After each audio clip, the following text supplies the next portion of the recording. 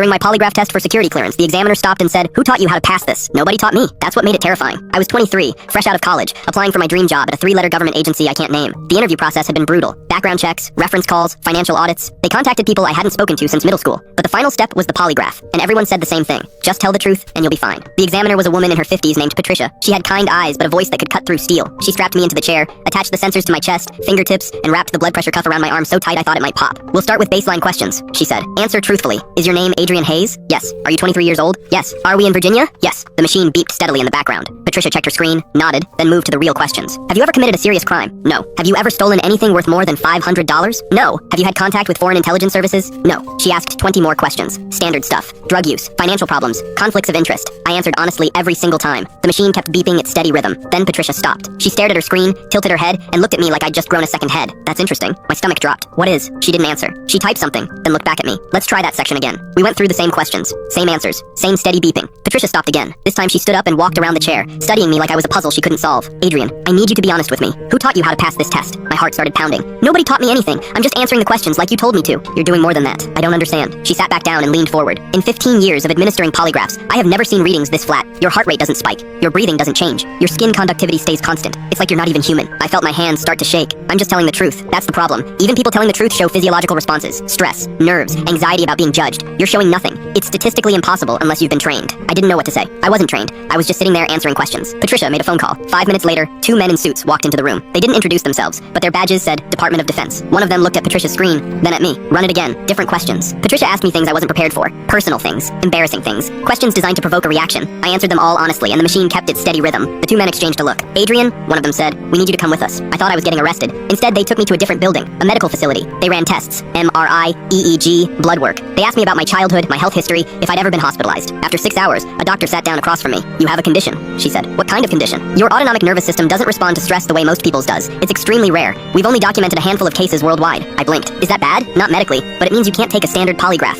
Your body doesn't produce the physiological markers we use to detect deception." "So what does that mean for my clearance?" She paused. "It means we can't use the polygraph to verify your answers. We'll have to rely on other methods." I thought my career was over before it started. But 3 weeks later, I got a call. They'd approved my clearance. Turns out, they'd done the most thorough background investigation in the agency's history, interviewed everyone I'd ever known, reviewed every document I'd ever signed, analyzed my financial records going back to my first bank account at age 12. When I showed up for my first day, Patricia was in the hallway. She stopped me. "I looked into your condition," she said. "Read the research papers. It's fascinating." "Yeah, apparently I'm medically incapable of freaking out." She smiled. "That'll serve you well in this line of work." She was right. 10 years later, I'm still here. And whenever someone asks me how I handle high-pressure situations, I just shrug. Turns out, I was literally born for this job. The irony is, I spent my whole life thinking something was wrong with me. Teachers said I was too calm. Friends said I never got excited about anything. Therapists suggested I might be emotionally disconnected. Turns out I wasn't broken. I was just built different.